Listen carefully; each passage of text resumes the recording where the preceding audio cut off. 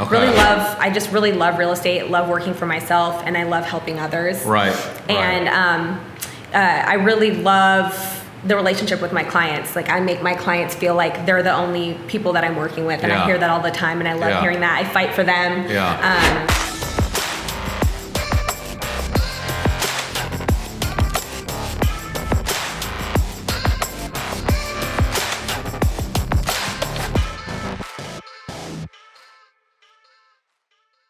Hey guys, it's Angelo Christian with another awesome edition of Real Estate Insider. And today I have a very special guest in the studio, Miss Alexis with Nan Properties. Hey Alexis. Hey, thank you so much for coming in today. Thank you so much for having me. You guys know every single month we feature a top producer, a star in Houston as an agent, and Alexis came.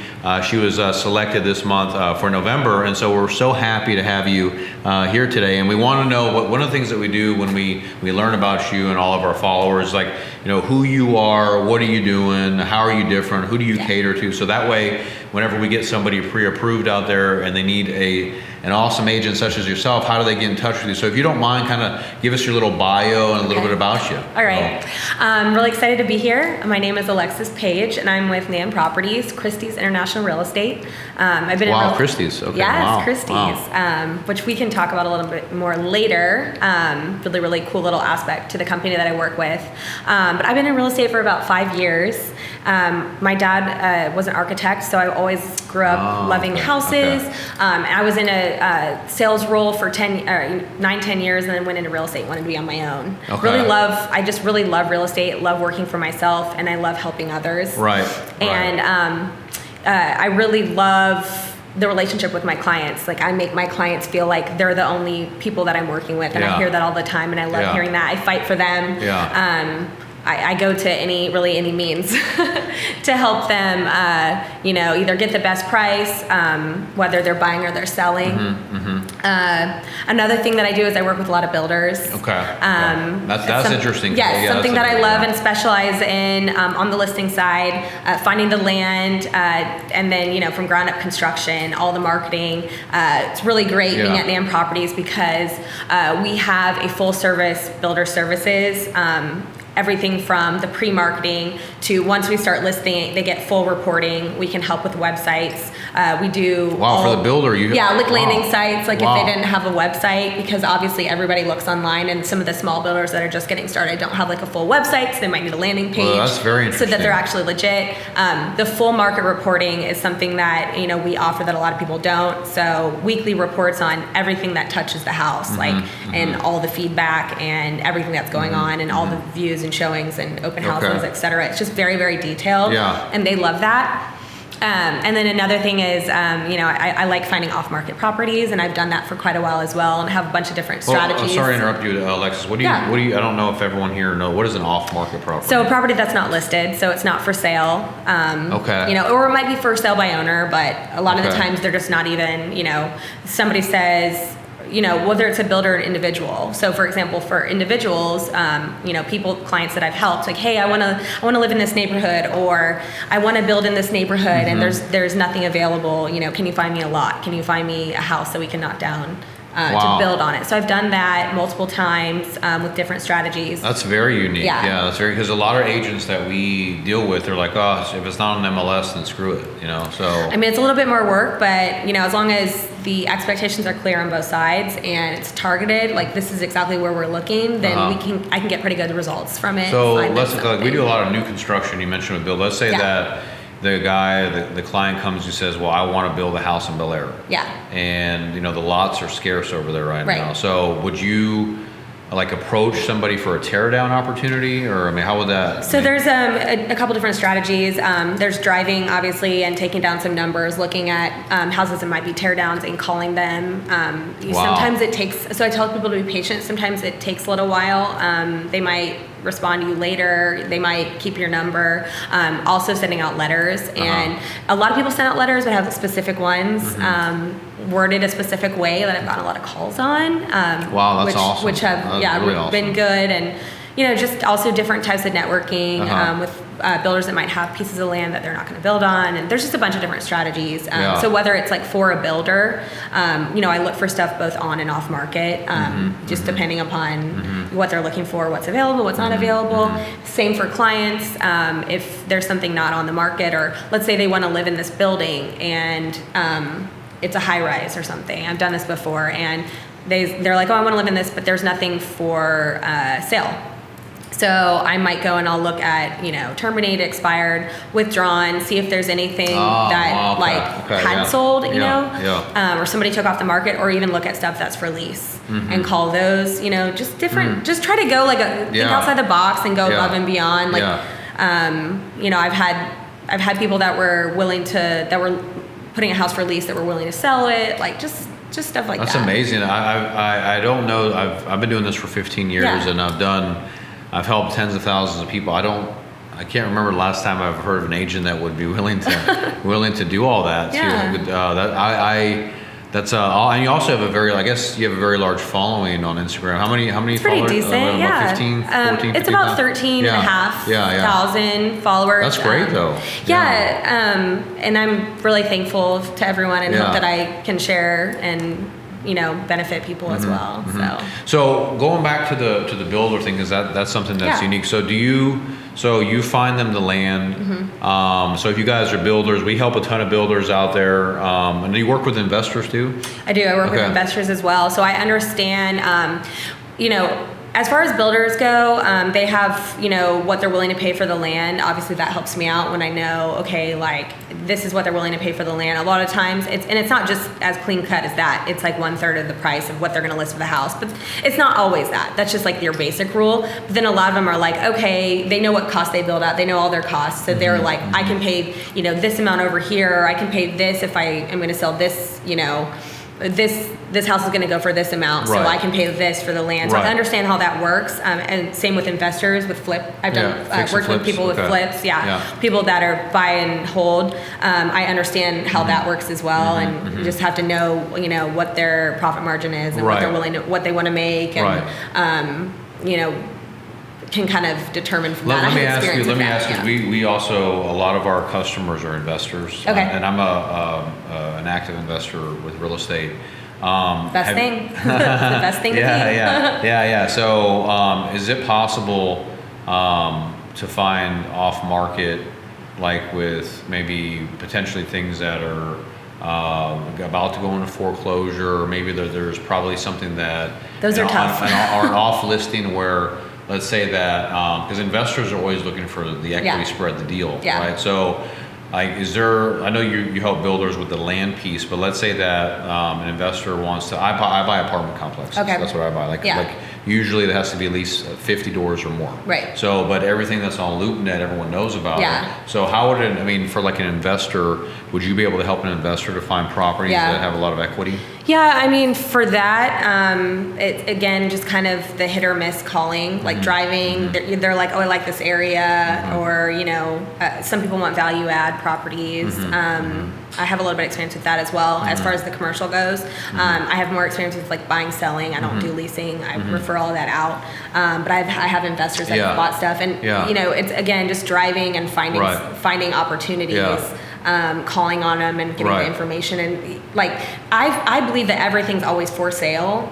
It's just can we get the right number? Can we come to an agreement? Not always, but the more people you talk to, and you're like, hey, keep my number, because maybe in the future they want to sell, and so you just kind of make a note on that, and sometimes people are not nice, and you just have to have a thick skin. That's true. That's true. Even with the letters, I've definitely gotten a lot of don't ever contact me again, and you know, they have to pick up the phone and text me something mean, and it's you know what come on, but it's fine, I get it, it's no skin off my back. You know? Well, what I teach my salespeople is that a lot of people, you're talking about, overcoming objection, and I say that a lot of the reasons why they're afraid to close the deal is they have to look at it in a different way. Instead of looking at rejection as a turn down, you have to flip that and turn that into revenue.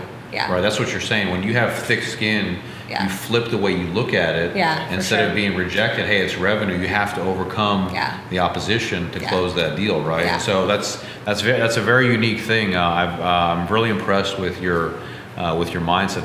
That's really, really good. So the other thing is that I know that I was going to tie this into Christie's. So does that help in any way with your brokerage? Yeah, for sure.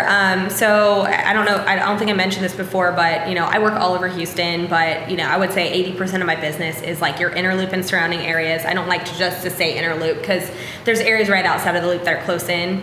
So I would say inner loop and close in areas, not as much the suburbs. However, I do work in the suburbs and I've sold, I have listings in Montgomery, I've sold on Lake Conroe. Wow. I feel like the inner loop's a little bit more complex because you can get into Montrose and it varies from street to street. Right. Like this street's good, this street's not good. And there's little subsectors in Montrose and the Heights and, all the different areas and Upper Kirby. And I've gotten to really know all those areas. And I feel like that's been a benefit because I know from street to street why this street's better than this street and, why this house may be so much more and what it backs to, and it's a cool thing I've learned with builders as well. But as far as the Christie's thing goes, really cool. We're a Christie's affiliate in Houston. Yeah, the only one, right? Yes. That's awesome. It's international. Christie's auction house, spectacular art, all sorts of jewelry, different pieces. Actually, we, if anyone has anything that they need auctioned, we can definitely take care of that as well. But the really cool thing about being a part of the Christie's family is that we get to market our properties that fall under the Christie's kind of envelope, or what am I trying to say? Fall under the Christie's kind of umbrella. Envelope umbrella. We get to market them through Christie's as well. So they go on the Christie's website, they get marketed by Christie's. You've got 80 million plus hits. I mean, and we go above and beyond. And these are our luxury properties, and that's anything over $1 million. But then different sectors, like Katy, it's like 600K, and like Woodlands is like 600K, and Bel Air is 700K. The Heights is like 700K. So it's not everything's just $1 million. It's like the certain neighborhoods are $1 million, and then a lot of the other neighborhoods we can kind of go down a little bit lower in the price. So you get the international exposure, which is really great, especially for properties that might be good investment properties or the really, really high-end properties. That's what I was thinking, that would help you push the traffic, right? Yes, definitely. It really, really helps. And Christie's, they're very willing to help get these properties sold that might be really hard to get sold. Some of the really, really higher priced properties. We have the Christie's conference in Houston next week. So out of everywhere in the world, they chose Houston. It's at the Post Oak Hotel. So awesome. Which I meet people all over. And that's another thing is I've been able to refer to other cities and other states because I've gone and I've traveled and I've met a lot of the Christie's affiliates, Aspen and Cabo and Dallas and Arizona. And so whenever people need to do real estate transactions anywhere in the world, we're able to find you the best realtor, and I'll be able to track the entire transaction so that that I'm backing it as well. That's awesome. That's awesome. Now, one of the things that you mentioned that you're doing listings like in Conroe or Montgomery. How are people finding you? How do they know about you? Is it through Instagram, or how are they, or referrals? Or referrals, Instagram, a lot through social media. I do a lot of stuff through social media, Facebook, Instagram, LinkedIn, actually. Networking, referral. A lot of my business comes from my sphere of influence and past clients and referrals, and that I'm really thankful for that. And sometimes they have properties that are far out, and I don't mind taking them on. And I've helped people buy lake houses, like second houses in Conroe. They might live in the city, they want to buy their second house out there. Gotcha. It really depends. It really ranges. But like I said, I would say 75-80% of my business is more focused inner Houston, and then I have that 20 to 25% that kind of can go really anywhere, all the way out to even a little bit past Houston. Right. So, but I think one of the things that I'm thinking about here is that I see you as one of your strengths here as being the builder's agent, right? Because you help the builder to find the land, and then you also represent them whenever they sell the homes, right? I love doing that. But then also it's an advantage to my buyers, because I get to know what's quality and what's not quality, and obviously there's a lot of new construction out there, ranging from 200,000 to the millions, and I get to familiarize myself with a lot of these builders. That's really cool. And I understand how they work. So like I can negotiate really well on the buyer side for them because like I understand like kind of like where their pricing kind of comes from. So you got like advantages to both sides. Yeah. And I work on both sides. So not just listing agent. I actually love working with buyers. Yeah. A lot of some listing agents don't. I actually love buyers. So I like having a good mix of two. That's good. It helps us to put some context, like, because we, like I said, with our company, we work with a lot of builders, or we give them lines of credit, and we've never packaged it as an offer to them, like, hey, when we give you the credit line, you can also use Alexis. Finding off-market properties. Yeah, so because they would just go out and find their own agent. And so it makes it to where, you have a niche in the marketplace to serve.